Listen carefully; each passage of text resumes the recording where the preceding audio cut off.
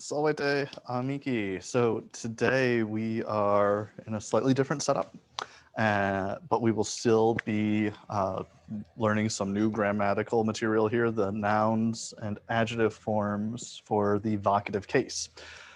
This case is what we use when we are directly addressing somebody in Latin. Um, and for the most part, it's the same as the subject form of a word, but there's a couple of different classes of words that do this differently. So we'll do a quick refresher on declensions, because those are the classes of words that treat the vocative case a little differently. And we'll see what most words do. We'll look at that subset that I mentioned before, and we'll look at a couple of special cases. There's just a couple of nouns and adjectives that do things their own way. So let's get into it. Just a reminder of what the first declension looks like. We've got in the nominative case the word puella right here. So we could say puella sedet, the girl is sitting. And we can recognize that this is a first declension word because its genitive ends in ae, puelai. We could talk about the calkei puelai sunt albi, the girl's shoes are white, or the shoes of the girl are white. So that genitive form here, puelai, is what's telling us that it's first declension. Let's take a look here with the second declension word puer. Again, recognizable because its genitive ends in a long I.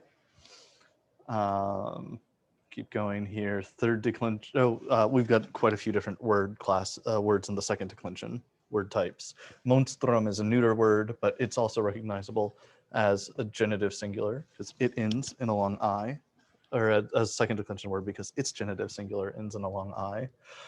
Barbaros, another second declension word, recognizable because its genitive singular ends in a long I. So anytime we have those genitive singulars and long I's, we're looking at the second declension.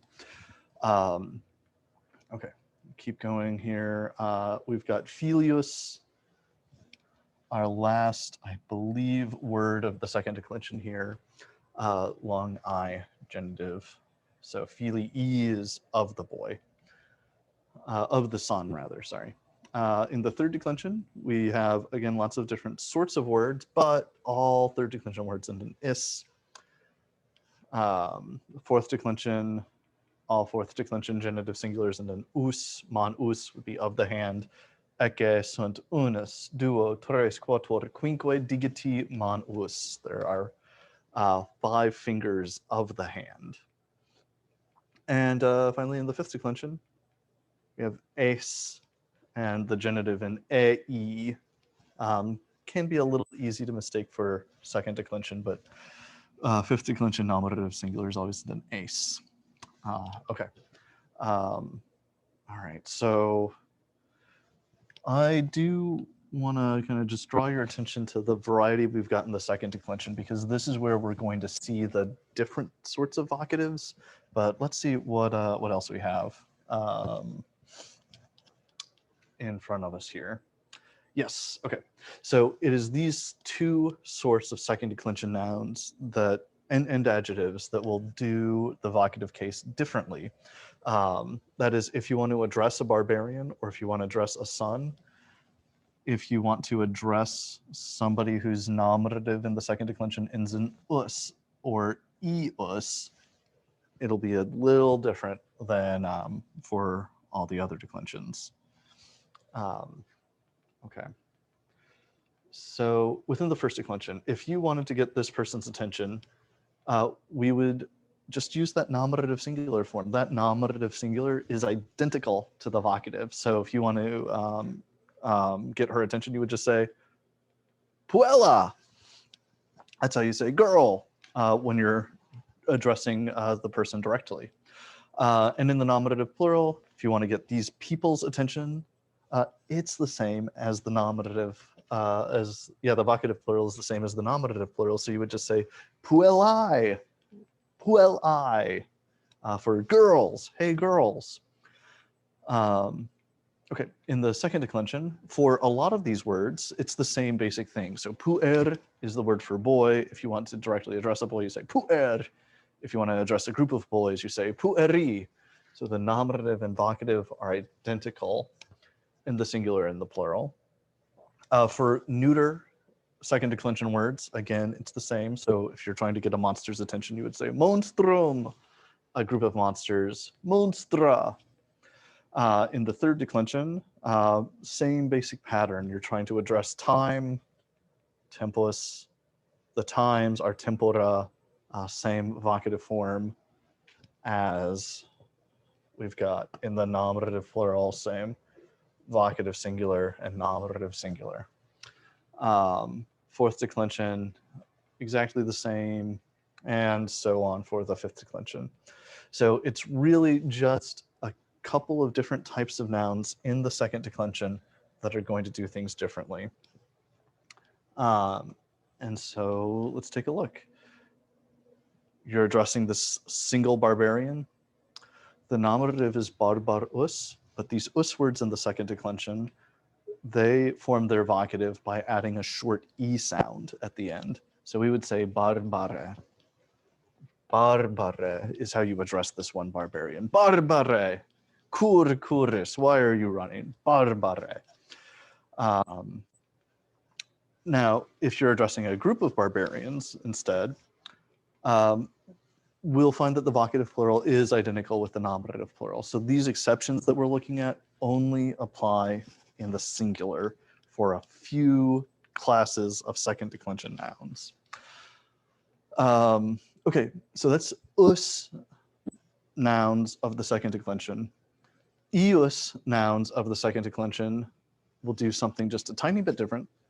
And that is, if you want to address the sun, you would say fili. So just a long I, fili. Fili, quid agus, how are you doing, son? Fili.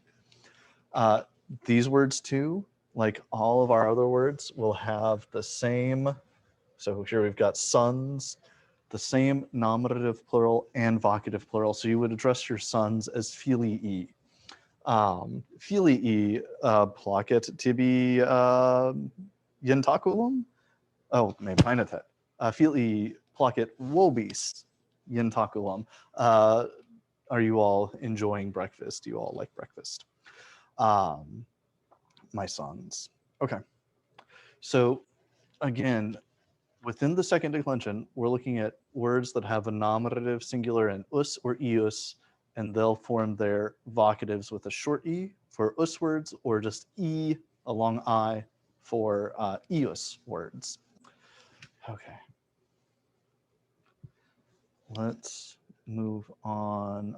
There are a couple of special cases. So fili is good all by itself, but the adjective meus, which means my, when addressing a singular masculine entity, becomes me. So mi fili is how you say my son. If his name was Claudius, you'd say mi Claudi.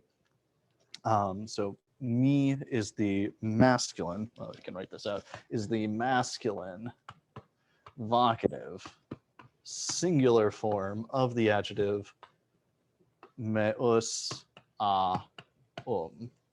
So a little special there.